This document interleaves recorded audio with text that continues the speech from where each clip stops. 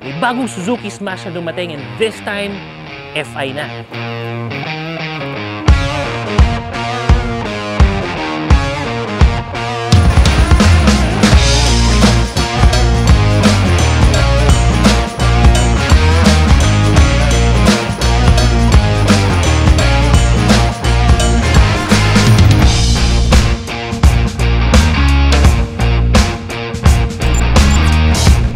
Industrial yung setup natin ngayon dahil ang motor na to ay isa sa mga workhorse na motor ng mga Pilipino. Legendary na ang status ng Suzuki Smash, and this time Suzuki even came up with a better engine dahil this time FI na yung motor na to. Ang Smash FI ay air-cooled single cylinder at meron itong 113cc engine na ngayon I'm projecting and I'm anticipating na mas matipid na sa gas. This can generate 9.25 horsepower at 7,500 RPM and 9.1 Newton meters of torque at 6,500 RPM. Meron itong 4-speed manual transmission. Actually, yung tawag natin mga Pilipino dito dahil walang clutch, semi-automatic dahil hindi mo na kailangan mag-clutch for you to be able to change gear. And according to Suzuki, this can now generate a whopping 68 kilometers per liter. Grabe. Napakatipid nun. Parang bumiyahe ka from Quezon Circle hanggang San Fernando, Pampanga ang isang full tank nito. Pero admittedly mga brother, na babiyahe ko pa lang to for around 40 plus kilometers. Brand new itong motor natin na to. So sa mga susunod na video, susubukan natin yung talagang fuel efficiency nito. Ano nga bang ibibigay sa akin nito na konsumo ng gas. Syempre given na mas mabigat ako kaysa sa inyo. And abangan niyo yan. Pero you know, with the current or with the new engine profile setup, this seems to be very impressive. Mukhang magiging practical to sa maraming mga riders kaya pang service yan or pang hanap buhay, mga delivery riders, motorcycle taxis. Mukhang malaki ang matitipid nyo dito sa motor na to. Meron nga pala tong dalawang variants mga brother. Itong variant na hawak natin ngayon ay yung merong spoke wheels and drum brake sa harap. This costs 66,400 pesos. Ang medyo mas mataas sa kanya, ang difference lang nila is naka-mugs na, tapos disc brake yung harap. That goes for 71,400. So depende na lang talaga kung alin yung mas trip mo. There's a difference of about 5,000 pesos between the two variants. Pero kung ako lang praktikalan, kung pang araw-araw na service mo at hindi ka naman humahataw at ano, okay na ako dito sa variant na to na spoke wheels, drum brake, dahil makikita nyo kung anong performance ng brake na to, but nonetheless, mas mura, pero the same fuel efficiency, the same trusted engine.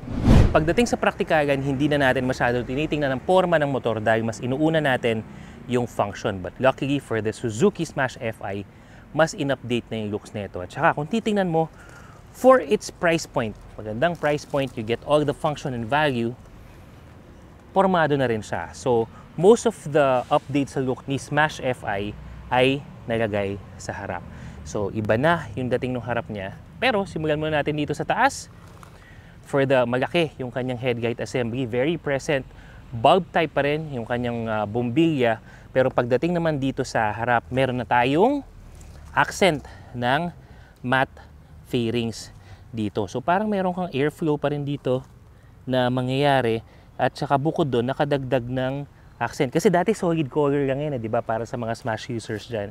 And then, meron lang ditong Smash FI decal, Suzuki branding, at saka syempre yung iconic na embossed Suzuki logo dito. And then, if we're going to look at it from the side, what this constitutes is really just that basic Smash look na naging malaalamat na sa ating mga Pilipino. Ang maganda lang dito is for the center part ng ating panel dito, meron na tong mga accent. Ayan o. Nagdagdag na ng accent dyan. And then with the combination ng basic color with the matte black, combined na painted na glossy black din naman yung sa engine cover niya. If you put it all together, you have masasabi nating sporty look pa rin para dito sa Smash FI.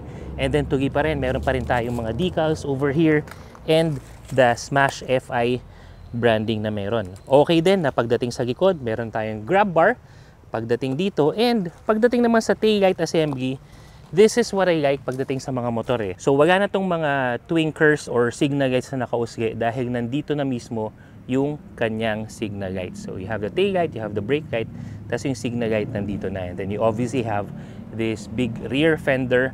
Pwede mong patanggal yan, pwede mong paiklian if you're gonna go for aftermarket accessories para lang mas maporma. Pero kung function nga naman ang hanap mo, okay na rin yan para iwas putik pag nagra-ride ka.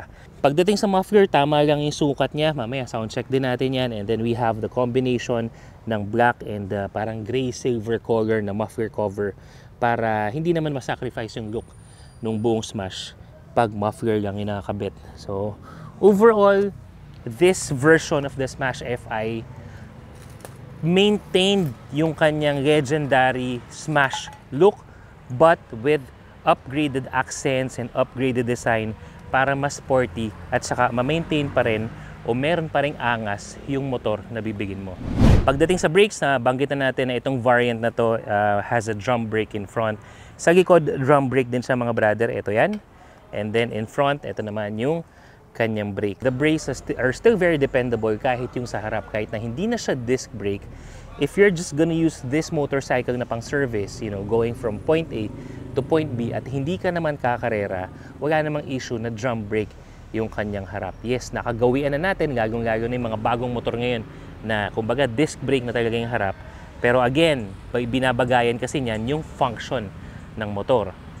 Delivery rider ka, pang service mo to sa school, sa trabaho, motorcycle taxi ka, o kung ano man, the drum brake is more than enough for you to be able to have that dependability sa stopping power ng motor na to.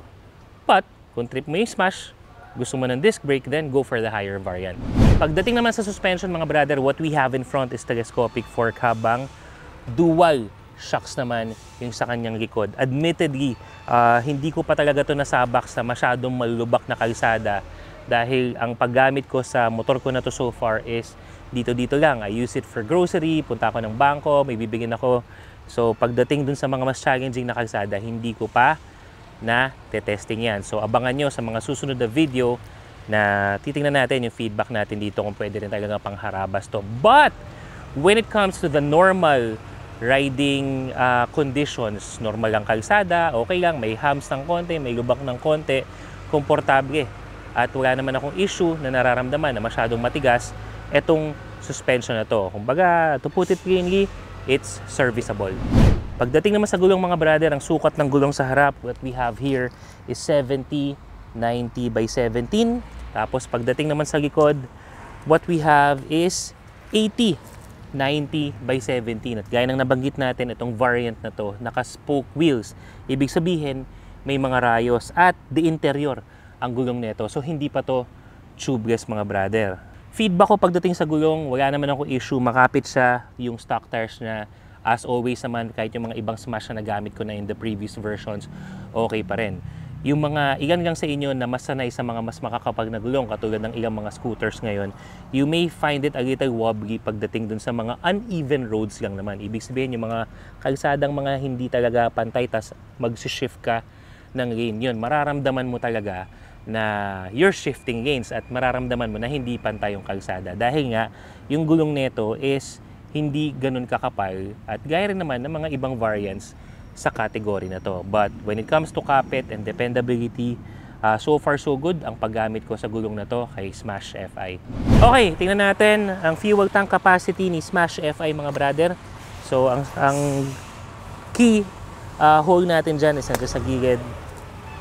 Alright, for the fuel tank capacity for this one, this can house over 4 liters. So pagdating sa biyahe at ang isang full tank mo from Quezon Circle, aabot ka pa hanggang La Union, sobra pa yung gasolina mo based on the 68 kilometers per liter na consumption nito. Grabe, ang layo nun, no? Isang full tank, magkano lang yun? Ang layo na ng inabot mo. Tapos, pagdating naman sa kanyang compartment, so what we have here, meron na siyang tool holder. And yung basic lang naman, and screw and some of the knobs. Saka meron enough na rin yung space natin dito. Obviously, hindi kakasya ang helmet dyan. Pero in terms of mga jackets, documents, kasya yan. Pagdating naman dito sa harap, analog ang kanyang panel. Napansin ko lang ang laki ng ano nito ha. Ang laki ng display niya, pati yung mga numbers. So kahit medyo malabo-labo na yung mata mo, makikita mo pa rin at least yung mga information on your panel. So what we can see so far sa kanyang analog panel is odometer natin. 42 kilometers ko pa nagagamit to. The speedometer, the fuel tank, mga indicators natin, at saka syempre yung ating gear position. Actually, importante to, especially for beginners, mas alam nila kung nasa ang gear na sila kasi wala nang clutch na gagamitin to, shift ka na lang na shift. It's better na mamomonitor mo kung ano na mismo yung gear na meron ka. And the others, electric start. At i-point out ko na rin, meron pa rin itong kickstart. Ayan. So para dun sa mga nag-aalangan at ayaw na walang kickstart, meron pa rin tong motor na to. And then high and low, signals, just all the basic function, kasama na yung horn natin mga brother. So it is what it is, plain and simple. Nagustuhan ko sa kanya. Malayo yung mararating ng isang full tank ng Smash na to. Subukan nga natin yan, ride natin to, isang full tank, tingnan natin kung hanggang saan talaga aabot. Alright, riding position naman tayo mga brother. Para sa mga nagtatanong, isa kaya naging legendary na rin ang status ng Smash is ang daming pwedeng sumakay dito kahit yung mga shorter in height. So kung mapapansin nyo, sa height ko na 5'10", nakabend talaga yung aking binte sapagkat mababa lang ang motor na to. Pagdating naman sa riding position, standard lang. Pagdating sa cambio, yung pag-shift up natin, we just have to pindutin lang yung kanyang harap. Tapos sa shift down, ito naman. So hindi ito disungkit. Dipindot. Front at saka rear gear levers naman natin dyan. Yung upuan niya, for my size, medyo manipis. Pero kung hindi ka naman kasing lapad ko, magiging komportable ka rin naman dito. And sa angkasan niya, ganun din. Hindi rin siya ganun kalapad. So, if you are riding, straight up ang body posture, komportable lang. At gaya ng nabanggit na natin kanina, kitang-kita natin yung ating panel. Analog lang lahat yan. Yung stock na side mirror, basic lang naman, tama yung lapad. So, kung maghapon mong gagamitin to at ginagamit mo to na pangtrabaho at maghapon ka nasa kalsada, masasabi ko naman, hindi mananakit ang likod mo, hindi rin naman mananakit ang mga braso mo dahil komportable lang ang riding position mo dito. And this is our motorcycle feature for the day mga brother. Ano sa tingin nyo? Sulit nga ba ang version na to ng Suzuki Smash FI? Comment nyo, dyan natin pag-usapan yan. At marami pa tayong mga videos at contents na ihahatid sa inyo tungkol sa mundo ng pagmumotor. For your next video.